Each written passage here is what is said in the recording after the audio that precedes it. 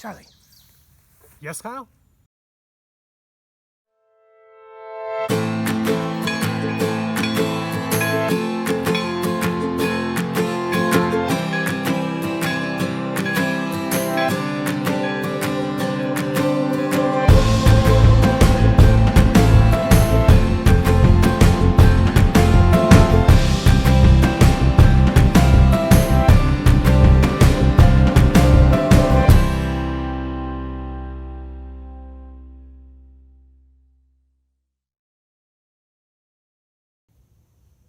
Welcome to Chewonki. My name is Charlie Fear and I'm the director of Camp Chewonki for Boys. I'm here today in front of the frog pond and we're going to be learning about adventure in this week's theme. You're going to find out how by getting tiny, you might not have to go as far as you'd think to find vast mountains, large oceans, sweeping plains, and mysterious forests. It could even be a small little corner of your backyard or local park. Come with me and let's join Nature Kyle to learn more about how to go on this quest. Hey Kyle. Hey Charlie, what's up? Not too much. I hear we're going on a tiny adventure today. What have you got in mind? Well, the adventure is huge, but the location is rather tiny. We're going to be shrinking ourselves down with our imaginations and exploring the mountains of this rock, the forest of the grass out there in your front lawn or back lawn, and just taking in a much smaller world on a grander scale. Well, how do we get started? It's as simple as just getting yourself in the right mindset, and I have a few materials to help with that. We have a scavenger hunt or a quest sheet we're going to be using to kind of guide us down this path on this adventure. So if you want to take one, we have a few of them right here. I'd love one. They look pretty simple. Cool. These quest sheets have a number of different options for you to explore, and if you don't have a means of printing this out yourself, we can also draw one from memory. So there's a lot of different ways we can fill this out. And when we go out and explore around here, we're just going to be taking our time not to look out at the huge surroundings around us, but just shrinking down and looking very close. Yeah, so if you want another one of these in the future, Charlie, you can find these on our website, at Chewonki's webpage there. So you can go there and print these off yourself. If you don't have a means of printing it off, you can follow along and maybe make your own out of paper. So cool. So when I go on an adventure, I'm usually bringing a backpack, sunscreen, a bottle of water, maybe some lunch. Kyle, what kind of things do I need for this adventure? Well, you might want all of that material to make sure you're staying protected and safe out there, but for this adventure, you're going to want to have materials that can help you on your mini quest. So with your quest sheet, you're going to want something to write upon, maybe a hard surface like a book, or this little wooden piece of paper material here. Maybe you're going to want a clipboard, something that you can write upon. You are going to want a writing material, something like a pen or a pencil, or some colored pencils that can kind of spice it up and make it a little bit more exciting. And then you're going to want something that can bring you a little closer to that smaller world. So maybe you have a hand lens. I have Chewonki's hand lens here. It lets me get very close and see that tiny world. You can also use binoculars, flip them around, and you can see just like a magnifying glass up close. And you could also use something as simple as a simple magnifying glass or even a glass of water to magnify that zone underneath us. Well, looks like we have what we need. Let's go explore. All right. Hey, Charlie. Oh, nice. Check this out. Look at this pile of rocks. What do you make of it, Kyle? Well, again, if you're just walking around in your regular everyday life, it's just a pile of rocks. But when you're zooming in, you can see this more as a mountain. Imagine yourself the size of an ant climbing these mountain peaks. There's caverns and tunnels hidden there. There's amazing texture. If you look really closely, these rocks are made of a number of different kinds of minerals. And I bet you could find a few creatures, beasties roaming around in here, ants and all sorts of other insects and tiny creatures moving around and exploring. So how can I explore and use my nature sheet to capture some of this? Yeah, you could use this as a guide. Looking at the sheet, the quest sheet here has something old. These rocks are certainly old and could be one of your marks here. Or perhaps you could look for something beautiful. I think when the light catches these rocks, you can see little specks of mica and other minerals that are shining and makes them sparkly. That's a really beautiful rock. That is beautiful, and you know, that's interesting. I sort of have always thought of scavenger hunts as like, I need to collect something and bring it back to prove that I saw it. Yeah. And you're saying I don't actually have to do that. No, this is more about collecting memories and moments, right? We're going out and exploring and finding these different aspects of nature that are out there, thinking about what it'd be like to be exploring that as a very small version of ourselves, getting really up close, and then you can record that on your sheet here, and if you have something very, very small, you might be able to collect a small piece there, but we're always thinking about conservation and preservation, making sure to leave that natural beauty out where it belongs in nature. So I see some caves, something secret down there, but I think I also noticed something safe, an animal home.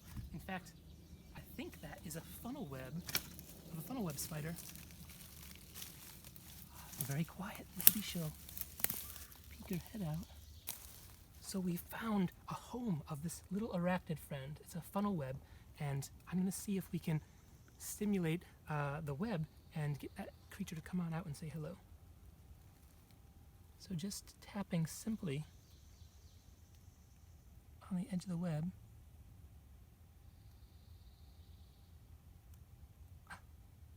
And there he or she is. The spider is feeling the vibrations and thinking that it is an insect caught in the web. So they're coming out to explore, but when they realize it's not, when they see our large shadow, they'll probably tuck back into their safety of their home. Yep, there they go. So Charlie, being here in these mountains, what are you going to write down in your quest sheet? What are you thinking? So it's interesting. I thought about putting down something old, like you said, or something smooth or shiny, but what I landed on was actually something black. And the thing that captures my imagination here is the idea that down beneath these rocks, I'm seeing these dark caves that I want to go into and explore and find hidden mysteries. Yeah, excellent. There's so many cool aspects down there, and that can definitely fill in one of those color sections on our quest sheet. Great. So I'm imagining we're at the top of this mountain, Yeah, and we've climbed to the peak. we're looking around, and where do we want to go next? Well, the mini kingdom is yours to explore. Where do you want to go? Forests, fields?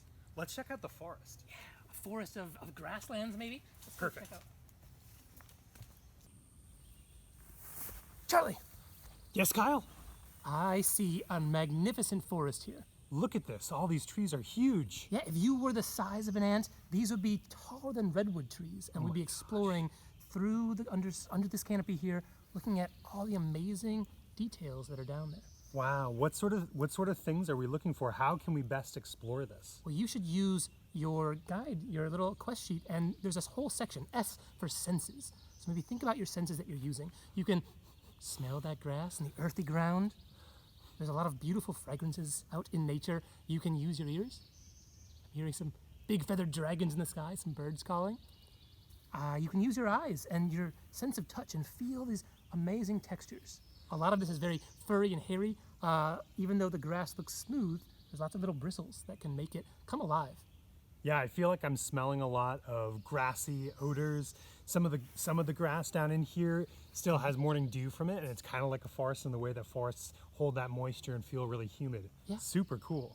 It's its own ecosystem, just on a smaller scale, and that's what is great about these. You can do this in your own backyard. Find yourself some tall grass, a bush, even your just freshly cut lawn. Underneath the grass is a little living ecosystem. It's amazing. You hear that? Yeah, what was that? Pretty sure that was a frog. 1 second, I'll be right back.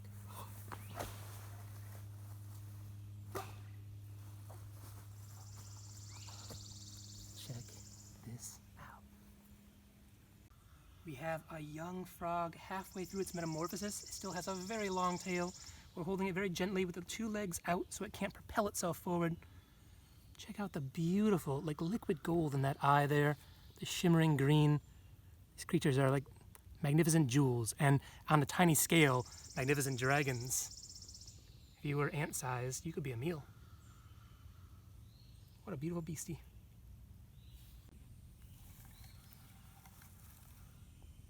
Beautiful tail.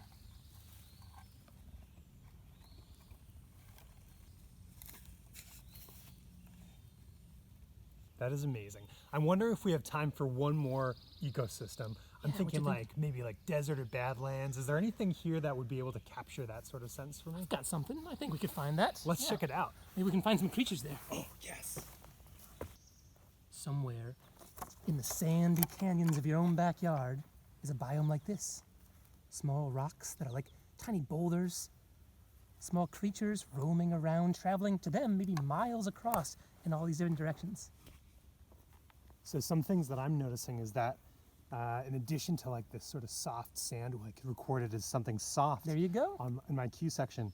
I also see things that are new. Some of these plants, while they might be huge to me if I was one of these ants running around here on their own little quests, it's a new plant, and so I can record that and sketch that as well. Exactly. If you have spaces left on your quest sheet, this is a great biome to explore, looking around for different creatures that might be living here, different plants that are growing here. And you know, Charlie, I actually have a special guest that would love this biome. Oh, I wonder what space it'll help me fill out. Would you like to meet her? I would love to. This is one of our residents from Chewonki's Traveling Natural History program. She's an animal ambassador, and she is known as a Texan desert millipede. There she is. Oh my gosh. Can you imagine? Look at how she coils up like that. She would be like a train size to you if you were this small. Imagine encountering something like this from this perspective. An amazing creature in her own right, but to be on this scale would be phenomenal. She can't see you. She's blind and scenting the ground with her antennae and using her many, many legs to traverse the ground. And right now she's having a bit of a harder time getting around. She's getting close to molting that exoskeleton. She's not squishy like a worm, but hard with that hard shell that's going to provide her that protection against that environment. It's kind of like a built-in suit of armor.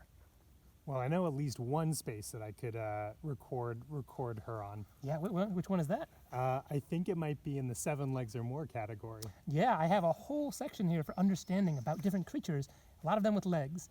And so you might notice if you've already filled that with a spider, perhaps, you can fill in even something with 1 or more legs. She definitely has more than 1 leg.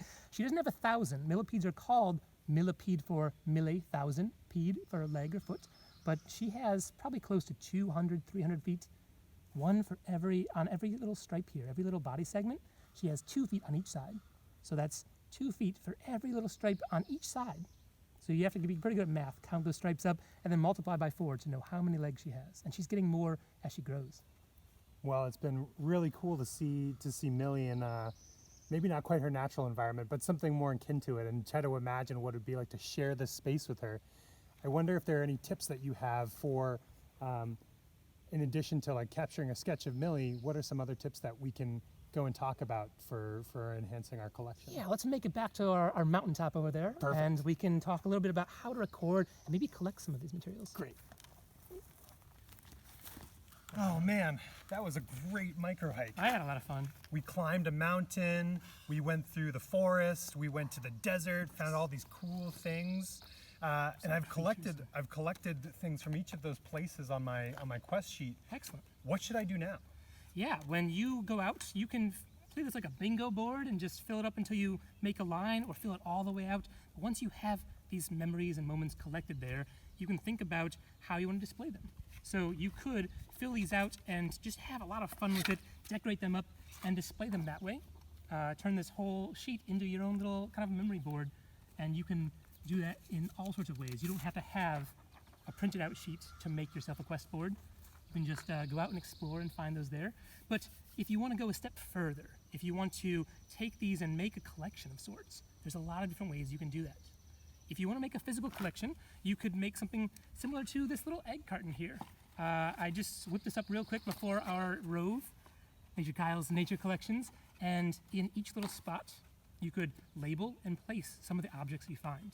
But I want us to always be thinking about that these are natural materials, and we want to consider those leave no trace methods of always leaving what's out there unless we absolutely have to bring something back, leaving only footprints and taking only memories, that kind of thing.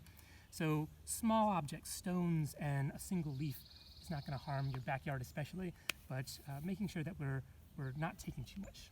And there's other ways. Yeah, go ahead. Yeah, what are some other ways? Like if I see something really cool, but I don't want to bring it home with me because I want to respect those leave no trace principles, what are some other ways that I can capture those things? Well, you can do a lot of different recordings of the materials that are out there without having to physically bring it back. You could bring a camera or a phone with you and take photographs. So that way you're capturing that moment in a visual representation you could print out or just save online. You can draw yourself, or if you have a hard time drawing, there's really cool ways of making engravings or impressions. So these are leaf rubbings. I was walking around and looking at some of the trees we had around here, or some of the fallen leaves, and making up a little design just using a simple colored pencil or crayon. You can just rub across that and capture the impression. It looks like I could use something like this. You certainly could. To make that happen. A hard surface is perfect for that, and you can even catch that engraving of Chewonki right on there. So you could record that as well. You could also make yourself a nature journal. You could fill out just whatever you see out there and put it into a book. Nature journals are a great way to record what you're seeing, both physically, like writing down information, but also, drawing or even saving photographs or pictures or mementos inside. Thank you so much, Kyle. It's been a pleasure. It's been a blast roaming around with you. I hope you had a fun time on our adventure. I'm looking forward to doing it again soon. Yeah. Now it's your turn at home. So how are you going to take what you've learned in this video and go on your own adventure? Are you going to explore your backyard? Are you going to explore a local park? What kind of things are you going to collect or make? Is it going to be a rubbing? Is it going to be making your own nature journal where you can collect your observations? We're really excited to see what kind of things that you come up with, especially in thinking about yourself in that small aspect. What kind of things can you create? And make sure that you share them with us on the website. But until next time, I'm Charlie again, and I was with Kyle. Thank you so much My to pleasure. Kyle. Thank and you. looking forward to seeing you on our next Rove. Have fun out